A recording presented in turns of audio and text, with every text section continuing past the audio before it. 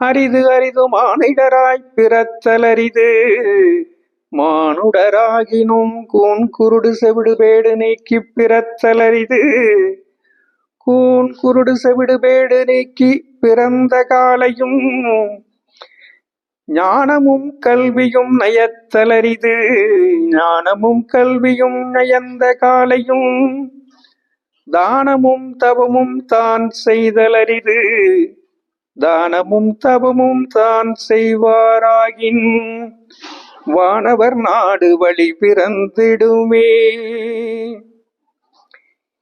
இறை பேராற்றலால் இறை கருணை படைத்த அன்பர்களே, அவ்வை பிராட்டியினுடைய அமுத மொழிகள் ஞானத்தை தருவதாக இருக்கிறது. இந்த சிந்தனைகளிலே நாம் சூழ்ந்திருக்கக்கூடிய நேரத்தில் கடந்த ஓரிரு தினங்களாக பல அன்பர்கள் நம்மோடு தொடர்பு கொண்டு சென்னை பள்ளியிலே நடைபெற்ற ஒரு நிகழ்வின் காரணமாக மறுபிறவி பற்றிய சர்ச்சை மிக விஸ்வரூபம் எடுத்து தற்பொழுது அந்த சொற்பொழிவாளர் மீது வழக்கு தொடுக்கப்பட்டு அவர் கைது செய்யப்பட்டு சிறையிலே அடைக்கப்பட்டிருக்கிறார். இத்தகைய விளைவுகளையெல்லாம் ஏற்படுத்தி இருக்கக்கூடிய மறுபிறவி என்பது உண்மையா? இது பற்றி நீங்கள் எங்களுக்கு விளக்கம் தர வேண்டும். இந்த நிகழ்வு பற்றியும் நீங்கள் தெரிவிக்க வேண்டும் என்று அன்பர்கள் கேட்கிறார்கள். அன்பர்களினுடைய வேண்டுகோளை நாம் ஏற்றுக்கொள்ளுகிறவராக இருக்கிறோம். சென்னையிலே நடைபெற்றிருக்கக்கூடிய இந்த நிகழ்வு, அந்த சொற்பொழிவாளர் ஒரு மனிதன் தன்னுடைய பிறவியிலே அடையக்கூடிய நிலைகளுக்கு, பிறப்புகளுக்கு கடந்த பிறவிதான் காரணமாக இருக்கிறது. ஒருவர் கையில்லாமல், கால் இல்லாமல், காது இல்லாமல், கண் இல்லாமல், நோயுற்றவராக, வீடு இல்லாதவராக எல்லாம் பிறக்கிறார் என்று சொன்னால் அவர்கள் கடந்த பிறவியிலே செய்த கர்ம வினையினுடைய பலனின் காரணமாகத்தான் இவைகள் ஏற்படுகிறது என்று அவர் தெரிவித்த பொழுது, அந்த பள்ளியிலே பணியாற்றக்கூடிய பகுத்தறிவு முனைவர் தமிழாசிரியர் அதற்கு ஆட்சேபனை தெரிவித்திருக்கிறார். அவரும் ஒரு மாற்றுத்திறனாளியாக இருக்கிறார். அவர் மாற்றுத்திறனாளியாக இருப்பதனால் மட்டும் அந்த ஆட்சேபனையை தெரிவிக்கவில்லை. அவர் பகுத்தறிவு சிந்தனையிலே முனைவர் பட்டம் பெற்றவர். அவர் பகுத்தறிவு சிந்தனைக்கு மாறான ஒரு கருத்துக்கள் பள்ளியிலே விதைக்கப்படுவதை, சொல்லப்படுவதை அவர் ஏற்றுக்கொள்ள முடியாதவராகத்தான் இந்த ஆட்சேபனையை தெரிவிக்கப்பட்டிருப்பதாகவும் நம்மால் உணர முடிகிறது. எது எப்படி இருந்தாலும் இந்த நிகழ்வுகள் பற்றி ஊடகங்களிலும், சமூக ஊடகங்களிலும், காட்சி ஊடகங்களிலும் பெரும் விவாதங்களும் விவகாரங்களாக மாறி கல்வி அமைச்சர் தலையிட்டு முதலமைச்சர் அவர்கள் தலையிடக்கூடிய வரைக்கும் சென்று அனைத்து பள்ளிகளுக்கும் வழிகாட்டு நெறிமுறைகளுக்கான சுற்றறிக்கைகள் அனுப்ப வேண்டிய நிலைமை வரைக்கும் சென்றிருக்கிறது. இந்த நிகழ்விலே நாம் தெரிந்து கொள்ளக்கூடிய ஒரு விஷயம், இந்த நிகழ்வு போகிற போக்கில் கடந்து சென்றிருக்கக்கூடிய ஒரு இயல்பான செய்தி என்பதுதான் யதார்த்தமான உண்மை.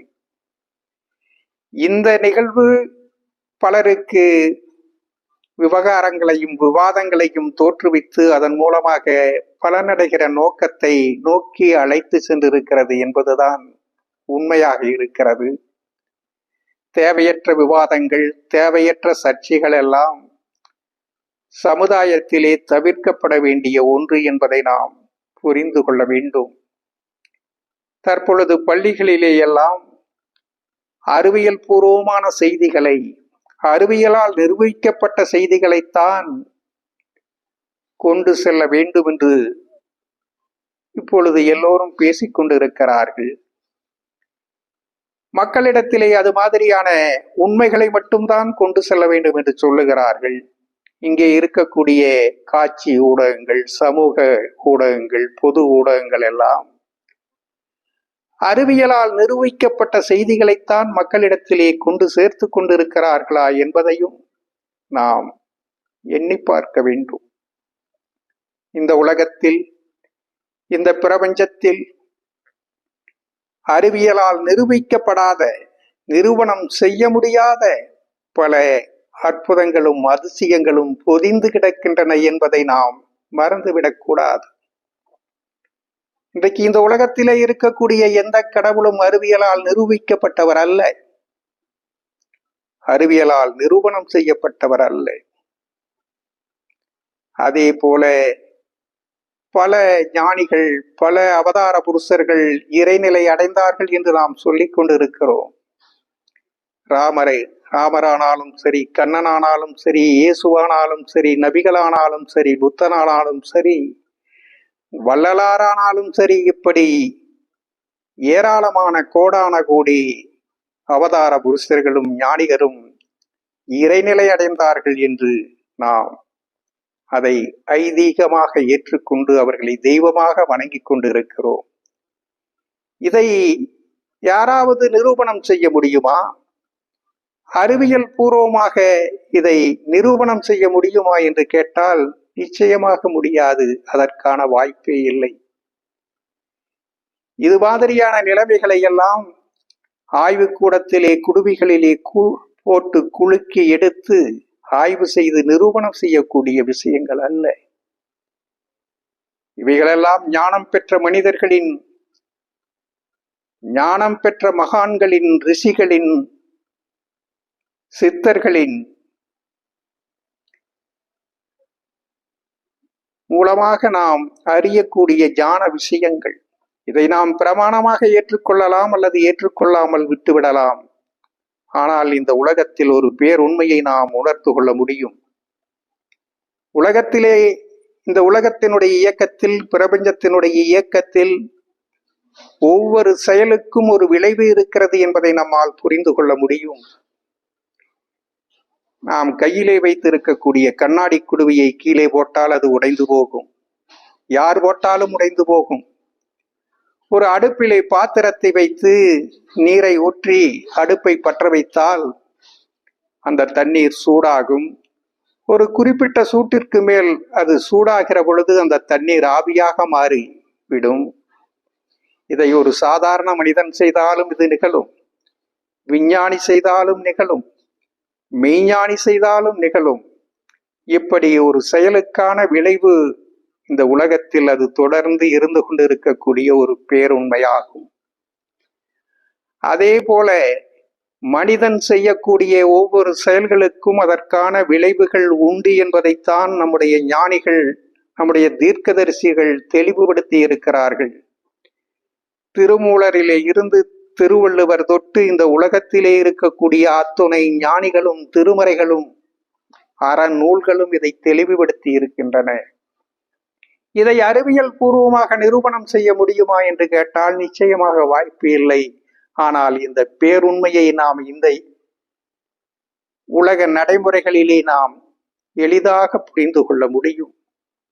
வாழ்க்கையிலே பல மனிதர்களுக்கும் ஏற்படக்கூடிய நிகழ்வுகளுக்கு, அவர்கள் படக்கூடிய வெற்றி வாய்ப்புகளுக்கும், தோல்விகளுக்கும், துன்பங்களுக்கும், துயரங்களுக்கும் அவர்கள் செய்த நல்வினைகளும் தீவினைகளும் காரணமாக இருக்கிறது என்பதுதான்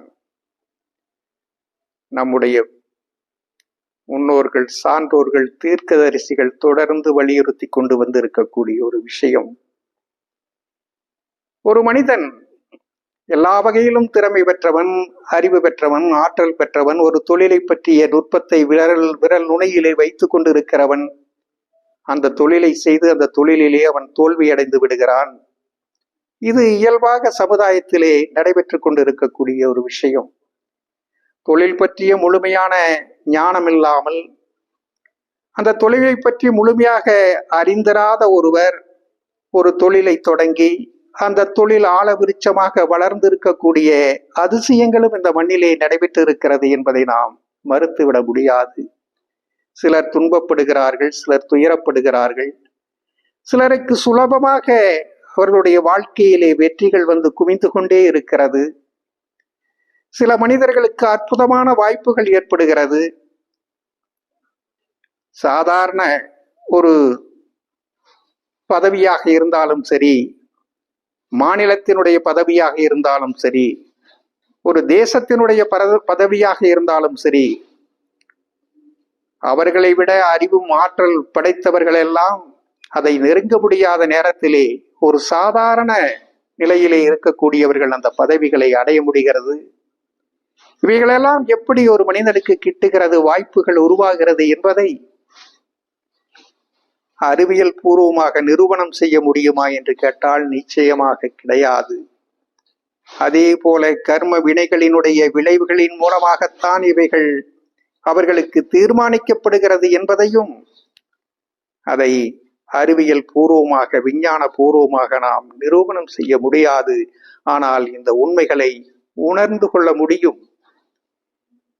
ஒவ்வொரு மனிதனும் செய்யக்கூடிய தர்மங்களுக்கு, தர்ம காரியங்களுக்கு, தர்ம செயல்களுக்கு நல்வினைகள் ஏற்படுகிறது. அதர்மங்களை செய்தால், தவறு செய்தால் அந்த மனிதனுக்கு தீவினைகள் ஏற்படுகிறது. இந்த நல்வினைகளும் தீவினைகளும் தான் மனிதனுடைய கர்மாவாக சேர்ந்து அவனுக்கான விளைவுகளை, அவன் வாழ்க்கையை தீர்மானிக்கிறது என்பதைத்தான் நம்முடைய ஞானிகள், தீர்க்கதரிசிகள் தெளிவுபடுத்துகிறார்கள். இதை ஏற்றுக்கொண்டு இந்த உலகத்தில் பிறந்திருக்கக்கூடிய அனைத்து மனிதர்களும் தர்மத்தோடு வாழ வேண்டும், தர்மத்திற்காக வாழ வேண்டும். தர்மம் தவறினால், அதர்மத்தில் ஈடுபட்டால் அதற்கான தீவினைகளை நாம் அடைந்தேதான் தீர வேண்டும். தர்மத்தோடு செயலாற்றினால் நமக்கான நல்வினைகள் காத்திருக்கிறது. நாம் எங்கிருந்து வந்தோம் என்று தெரியாது, எங்கு செல்லப் போகிறோம் என்று நமக்கு தெரியாது. இதை அறிவியல் பூர்வமாக நிரூபணம் செய்ய முடியாது. ஆனால் இதுதான் ஒரு உண்மை. எந்த ஒரு பொருளையும் நீங்கள் முழுமையாக அழித்து விட முடியாது. ஒரு பொருளை இன்னொரு பொருளாகத்தான் மாற்ற முடியும். ஒரு காகிதத்தை தீ வைத்து எரித்தால் அது சாம்பலாகும். அந்த சாம்பலை இன்னொரு பொருளாகத்தான் மாற்ற முடியும். முழுமையாக அழிப்பதற்கு வாய்ப்பே இல்லை, எந்த பொருளாக இருந்தாலும். அதே போல ஒரு உயிரிலே இருந்து இன்னொரு உயிர் தோன்றுகிறது. இங்கே இருந்து செல்லக்கூடிய உயிர் இன்னொரு உயிராக மலர்கிறது என்பதுதான் நம்முடைய ஞான புருஷர்களினுடைய கருத்தாக இருக்கிறது. இந்த ஞானங்களை பற்றி ஏற்றுக்கொண்டு சமுதாயத்திலே தர்மத்தோடு வாழ வேண்டும் என்கிற சிந்தனைகளுக்கு மனிதர்கள் உள்ளாகிறார்கள் என்று சொன்னால், அனைத்து மனிதர்களும் தர்மத்தோடு வாழ்வதற்கு முயற்சி செய்வதுதான், முயல்வதுதான் அறிவுடைய செயலாக இருக்கும்.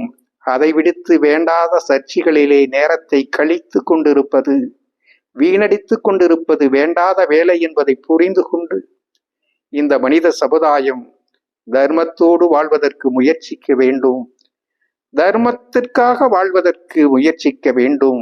அதற்கான சிந்தனை ஒவ்வொரு மனிதனுக்கும் கருக்கொள்ளும் என்று சொன்னால் அவர்கள் இறை பேராற்றலினுடைய கருணை பெற்றவர்கள். உலக மக்கள் அனைவரும் இறைவனினுடைய கருணை பெற்றவர்களாக மாற வேண்டும். அதற்கு இறைவன் அருள் புரிய வேண்டும். அதற்கு நம்முடைய நல்லாசிகள் உங்களுக்கு உரியதாக இருக்கட்டும். மனப்பூர்வமான நல்லாசிகள்.